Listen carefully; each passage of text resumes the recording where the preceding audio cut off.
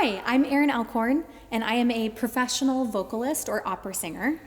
And my name is Sam Martin. I'm a collaborative pianist who specializes in playing with vocalists such as Erin, and I'm also the founding artistic director of the Cincinnati Song Initiative. And we wanted to welcome you here today to the beautiful Werner Recital Hall here at the University of Cincinnati's College Conservatory of Music.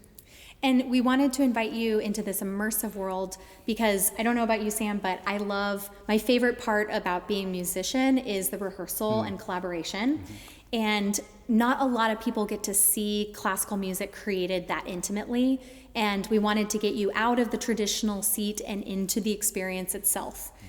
We are performing Art Song today. A lot of people have heard about opera, which is staged theatrical production, and today we're performing Art Song, which are usually shorter accompanied songs that really fuse music and poetry.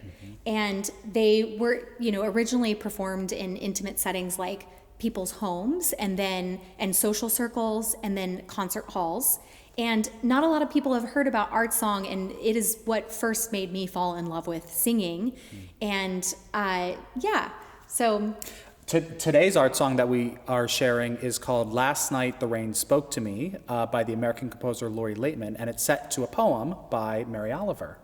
Yes, and Mary Oliver is a Pulitzer Prize winning American poet, probably one of the best-selling American poets, and she recently passed away at the age of 83, and she asked existential questions about nature and life and death, and was able to ask these big questions in easy to understand language.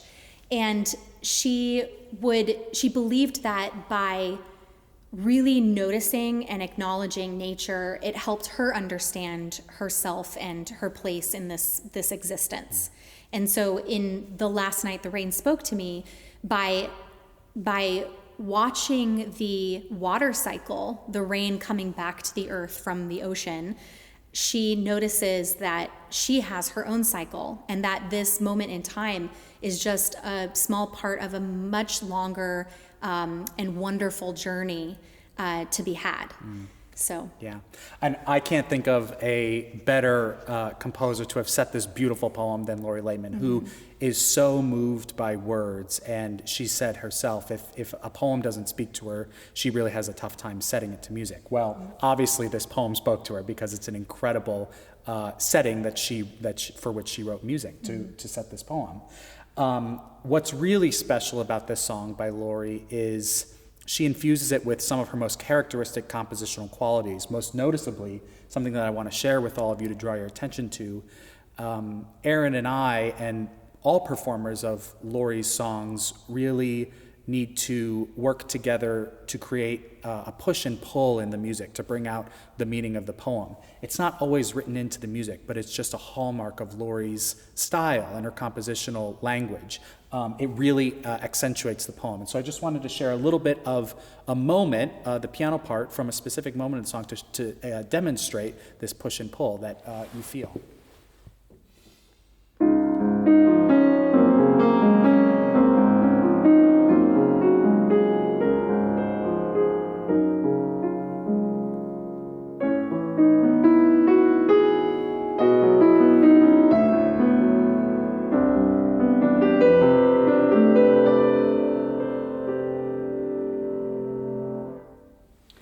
So you might have heard that sort of push and pull, that speeding up, that slowing down in the full performance, and it's just something that we have really worked on to really bring this poem and this song to life. Yes, and Lori, her music constantly changes the key signature or the time signature. It'll be 4 beats per measure and then 3 beats per measure, and it's all to follow the rhythm of the language because the text is prime for her. Yeah. And it's just, you can't really ever tell, okay, she's beating here. It's just this beautiful, natural, colorful composition. And she writes so well for the voice. It's very easy to sing. It feels good to sing her music, and it really shows off the full range of the voice. And it really is a collaboration. Yeah. And so her music is just great. Yeah. So thank you so much for joining us today, and we hope that you will consider attending a live art song performance in your community someday. So thank you.